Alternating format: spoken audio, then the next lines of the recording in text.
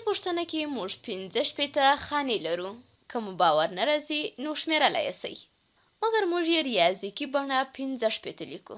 په لسیزه خانه کې د 6 په لیکلو سره موږ داسې ویلی سو چې 16 ګونې لرو چې دا 10 ګون، دا 10 ګون، دا 10 ګون، همدارنګه دا 10 ګون، ورپسې دا 10 ګون او په پایله کې دا 10 ګون چې 16 ګونې کېږي او 18 جوړېږي.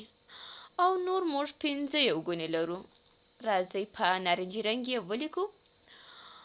او نور موږ 15 ګونې لرو چې په دې انځور کې یې ګورئ. 1 2 3 4 او 15. راځئ چې اوس یو بل کار وکړو. ښه، لومړی اجازه راکړئ چې یو ځل دا ویل سوې تشریح درته په عددو ولیکم، یوازې د ښه وضاحت لپاره. نو موږ لیکلی سو چې 15 مساوي دي له 14 ګونو جمع 15 ګونو سره. اوس نو دا پوښتنه ډیره جالبه سوې. ګورئ، له 15 څخه یې پیلوو. سمه ده؟ یو ځل بیا یې درته لیکم. دا رنګ به یې بدل کړو. سمه ده؟ ښه، له 15 څخه یې پیلوم او څو ترې بیلوم؟ 40 ترې بیلوم. 40 به ترې بیلم کړل. نو زه په حقیقت کې څه کوم؟ ګورئ، له 15 څخه یې پیلوو، یعنې له دغه ځایه څخه، او 14 ګونې او 0 ګونی ترې بیلوم. نو راځئ له دې ځای څخه 14 ګونې بیل کړو.